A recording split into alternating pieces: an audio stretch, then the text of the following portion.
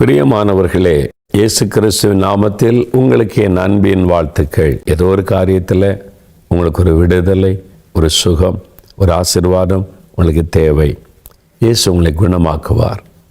அந்த இக்கட்டிலிருந்து விடுதலை தருவார். உங்களுடைய தேவைகளை சந்திப்பார். அதற்காக ஒரு அற்புதத்தை அவர் உங்களுக்கு செய்வார். ஏனென்றால் அவர் அற்புதங்களின் தேவன். அந்த அற்புதத்திற்காக நம்மை ஜெபிக்கிறதுக்கு முன்னால் ஒரு வேத வசனத்தை நம்ம அறிந்து கொள்ளலாமா? வேத புஸ்தகத்தில் யூதா எழுதின பொதுவான நிருபம். அப்போஸ்தலனாகிய யூதா எழுதின ஒரு செய்தியில் ஒரு வார்த்தை சொல்லுகிறார். 2வது வசனத்தில், உங்களுக்கு இரக்கமும் சமாதானமும் அன்பும் பெருக கடவது. நான் உன்னை ஆசீர்வதித்து பெருக பண்ணுவேன் அப்படின்னு ஆண்டவர் வாக்கு கொடுத்துட்டா நம்முடைய உள்ள சந்தோஷப்படுது. கர்த்தர் என்னை பெருக பண்ண போகிறார். சொத்து பெருகும், சம்பத்து பெருகும், வருமானம் பெருகும். உண்மைதான், ஆண்டவர் எல்லாவற்றையும் பெருக பண்ணி ஆசீர்வதிக்கிறவர். ஆனால் நம்ம இந்த உலக ஆசீர்வாதங்கள் மாத்திரம் பெருகினால் போதாது. நம்முடைய ஆவிக்குரிய வாழ்க்கையில் கூட நம்முடைய விசுவாசம் பெருகணும், பரிசுத்தம் பெருகணும், நம்முடைய தாழ்மை குணம் பெருகணும். இப்படி பெருக வேண்டிய பல விஷயம் இருக்கிறாரு. அதில் ஒரு காரியத்தை சொல்லுகிறார், உங்களுக்கு இரக்கமும் சமாதானமும் அன்பும் பெருக கடவது. அதில் முதல் ஒரு காரியத்தை சொல்கிறார் பாருங்கள், இரக்கம் பெருக கடவது. நமக்குள்ள இருக்கிற இரக்கத்தில் ஒரு பெருக்கம் அவசியமா? ஆண்டவர் இரக்க சுபாவம் உள்ளவர். அவர் இறங்கும்படி காத்திருக்கிறார் என்று வேதம் சொல்லுகிறார். அப்போ அதே மாதிரி நமக்குள்ளேயும் ஒரு இரக்க குணம், இரக்க சுபாவம் இருக்க வேண்டும் என்று ஆண்டவர் எதிர்பார்க்கிறார். உங்களுக்குள்ளே இருக்குது, நல்ல ஒரு இரக்க சுபாவம் உங்களுக்குள்ளே இருக்குது. நீங்கள் மற்றவங்க பாடுபடும் போது நீங்கள் இறங்குறீங்க, உதவி செய்யணும்னு விரும்புகிறீங்க. ஒரு இரக்க குணம் உங்களுக்குள்ளே இருக்கிறது. ஆனால் இருக்கிறது போதாது, அது பெருகணுமா? அதாண்டு சொல்கிறார், இரக்கம் பெருக கடவது. அப்போ இன்னும் அந்த சுபாவம் நமக்குள்ளே பெருகணும், அந்த குணம் நமக்குள்ளே பெருகணும். அப்போ இன்னும் நிறைய பேருக்கு நம்ம நன்மை செய்கிறவளாக இருப்போம். இந்த பெருக்கத்தை தான் ஆண்டவர் கொடுக்க விரும்புகிறார். உங்களுடைய இரக்கத்தில் நீங்கள் பெருகணும் அப்படின்னு ஆண்டவர் சொல்கிறார். மத்திய 5ஆம் அதிகாரத்தில் ஆண்டவர் சொல்லும்போது, இயேசுவே தன்னுடைய மலைப்பிரசங்கத்தில் ரொம்ப முக்கியமானது. மலைப்பிரசங்கம் உலக பிரசித்தி பெற்றது. இயேசு செய்த மலைப்பிரசங்கம். மத்திய 5ஆம் அதிகாரம் 7ஆம் வசனத்தில் இயேசு சொல்லுகிறார், இரக்கம் உள்ளவர்கள் பாக்கியவான்கள், அவர்கள் இரக்கம் பெறுவார்கள். இரக்கம் உள்ளவர்கள் பாக்கியவான்கள், அவர்கள் இரக்கம் பெறுவார்கள். இப்போ நீங்கள் இரக்க குணமுள்ளவளாக இருந்து மற்றவர்களுக்கு இரக்கம் காட்டும்போது தேவனிடத்திலிருந்து உங்களுக்கு இரக்கம் கிடைக்கும், மனிதரிடத்திலிருந்து உங்களுக்கு இரக்கம் கிடைக்கும். அதாண்டு சொல்ல, நீங்கள் இரக்க குணமாக இருந்தால் உங்களுக்கும் அந்த இரக்கம் கிடைக்கும்படி கர்த்தர் செய்வார். அந்த இரக்கமுள்ளவர்கள் பாக்கியவான்கள், அவர்கள் இரக்கம் பெறுவார்கள். அப்போ உங்க கூட வேலை பார்க்குறவங்க, வீட்டில் பக்கத்து வீட்டில் இருக்கிறவங்க, உங்களோட தொடர்புடையவங்க, எதிர் வீட்டில் உள்ளவங்க, யோசித்து பாருங்கள், எவ்வளோ பாதிக்கப்பட்டவங்க இருக்காங்க, கஷ்டப்படுறவங்க இருக்கிறாங்க. உங்களுடைய லைஃப்பில் தினந்தோறும் நீங்கள் சந்திக்கிற நபர்களில் இந்த மாதிரி பாதிக்கப்பட்ட நபர்களெல்லாம் கூட நீங்கள் சந்திக்கக்கூடும். அவங்க மேலே உங்களுக்கு ஒரு இரக்கம் வருதா?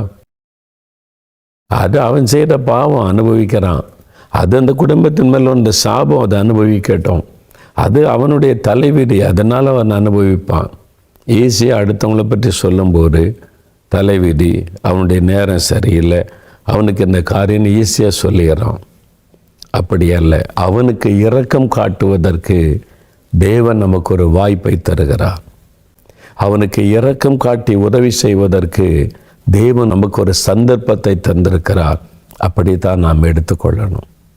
நான் அப்படி தான் பார்க்கிறேன். ஒருவர் பாதிக்கப்பட்டவங்க, ஒரு இரக்கத்துக்கு பாத்திரமான ஒருத்தரை பார்க்கும்போது அவங்களுக்கு நான் உதவி செய்கிறதற்கு கர்த்தர் எனக்கு ஒரு வாய்ப்பை ஏற்படுத்தி கொடுக்கிறார்.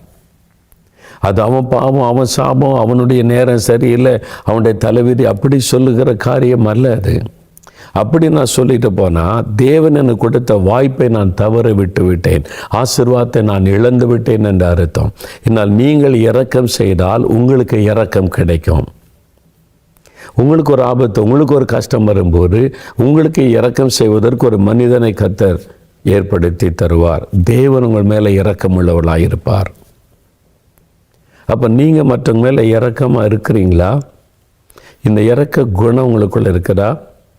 சொல்லலாம், இரக்க குணம் இருக்குந்துடக்கூடாது, உன்னை ஏமாத்திடுவாங்க அப்படின்னு உலகம் சொல்லும். ஒருவேளை உங்களுடைய குணம் இரக்கமாக இருக்கிறதுனால உங்களை சிலர் ஏமாற்றலாம். ஆனால் நீங்கள் ஆசீர்வதிக்கப்படுவீங்க. உங்களை ஏமாற்றினவர்கள் ஏமாந்து போவார்கள். நான் பார்த்துருக்கிறேன். கஷ்டப்படுகிற ஒரு சகோதரனுக்கு ஐயோ கஷ்டப்படுறாங்களே இறங்கி உதவி செய்ய போன போது என்னையே குற்றவாளி ஆக்கிட்டாங்க. என்னையே குற்றவாளி ஆக்கிய நிந்தையான பேச்சுகளும் வார்த்தைகளும் கொஞ்சம் மனம் உடைந்து போனேன். உண்மைதான்.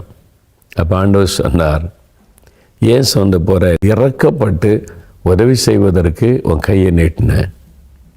அவங்க நன்றி இல்லாதவர்களாக உனக்கு விரோதமாக காரியத்தை செய்துட்டாங்க. Just leave it. நான் உனக்கு இரக்கம் செய்கிற தேவன். அப்போ தேவனிடத்தில் அநேக சமயத்தில் அதனால் எனக்கு இரக்கம், அதனுடைய பிரதிபலனை பார்க்க முடிந்தது.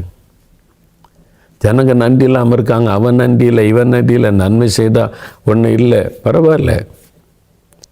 மற்றவங்க எப்படிப்பட்ட நிலைமையில் இருக்கட்டும், நீங்கள் இரக்கமுள்ளவளாக இருங்க. அதான் ஆண்டவர் சொல்ல காரியம். மற்றவங்க உன்னை சுற்றியில் இருக்கிறவங்க எப்படிப்பட்டவனா இருந்து விட்டு போகட்டும், நீ இரக்கமுள்ளவனாயிரு, நீங்கள் இரக்கமுள்ளவளாயிருங்க என்றால் நான் உங்களுடைய தேவன். இரக்கம் செய்கிற பழக்கமுள்ள உங்களுக்கு நான் இரக்கம் செய்வேன் என்று ஆண்டவர் வாக்கு கொடுக்கிறார். அப்போது நீங்கள் மற்றவங்களுக்கு இறங்குனா கர்த்தர் உங்களுக்கு இரக்கம் செய்வார். உங்களுக்கு இறங்கி உங்களை குணமாக்குவார், விடுதலை தருவார், உங்களுடைய தேவைகளை சந்திப்பார், உங்களுக்காக அற்புதம் செய்வார், உங்களுடைய நிந்தைகளை மாற்றுவார், உங்களுக்கு அற்புதம் நடக்கும். நீங்கள் மற்றவங்களுக்கு இரக்கம் காட்டுங்க. என்னால் நம்முடைய தேவன் இரக்கமுள்ள ஒரு தேவன், ஜனங்களுக்காக பரிதபிக்கிற ஒரு தேவன். அந்த சுபாவம் எனக்குள்ள இருக்கட்டும் என்று ஆண்டவரிடத்தில் கேளுங்க. இப்போ எத்தனை பேர் அந்த சுபாவம் எனக்கு வேணும்னு விரும்புகிறீங்க? நீங்களும் இறக்க உள்ளவளாக இருக்க விரும்புகிறீங்களா? ஆண்டவரே, உம்மை போல நான் ஒரு இறக்க சுபாவம் உள்ளவனாக இருக்கணும் அப்படின்னு சொல்லி நீங்கள் விரும்புகிறீங்களா? உங்கள் இருதயத்தில் கை வைத்து, இயேசுவை ஒரு இறக்க சுபாவத்தை எனக்கு தாங்க. நான் ஏழைகள், பாதிக்கப்பட்ட மக்கள், கஷ்டப்படுகிற மக்களுக்கு இரக்கம் செய்கிற ஒரு சுபாவம் எனக்கு வேணும். ஆண்டவரே, அந்த சுபாவத்தை எனக்கு கொடுங்கன்னு சொல்லி கேட்கலாமா? அப்படியே உங்களுடைய இருதயத்தில் வலது கரத்தை வைத்து கொண்டு என் கூட சேர்ந்து ஜெபம் பண்ணுங்க. தகப்பனே, நீர் இரக்கமுள்ள தேவன், எங்களுக்கு இரக்கம் செய்திருக்கிறேன். எங்கள் பாவத்திற்கேற்ற தண்டனை கொடுத்திருந்தால் நாங்கள் அழிந்து போயிருப்போம். தேவனோ எங்களுக்கு இறங்கிய நீர், எங்களுடைய பாவங்களை எல்லாம் மன்னித்தீர், மீறுதலை எல்லாம் மன்னித்தீர், உம்முடைய பிள்ளை என்கிற பாக்கியத்தை கொடுத்தீர். இப்பொழுதும் தகப்பனே, யார் யார் எனக்கு இறக்க வேண்டுமே, ஆண்டவருடைய இரக்க சுபாவம் எனக்கு வேண்டுமே, நான் மற்றவர்களுக்கு இரக்கம் காட்ட வேண்டுமே, ஆண்டவரே ஒரு இரக்கமுள்ள குணத்தை எனக்கு தாரும் என்று யார் யார் இப்பொழுது ஜெபிக்கிறார்களோ தேவனே, அவர்கள் மீது உம்முடைய கரத்தை நீர் வைப்பீராக. பரிசுத்த ஆவியானுடைய வல்லமை அவர்களுக்குள் இறங்குவதாக. ஒரு இரக்க சுபாவத்தை, குணத்தை அவர்களுக்குள் உண்டாக்குவீராக. இன்று முதல் அவருடைய ஆவிக்குரிய வாழ்க்கையில் ஒரு மாற்றம் வரட்டும்.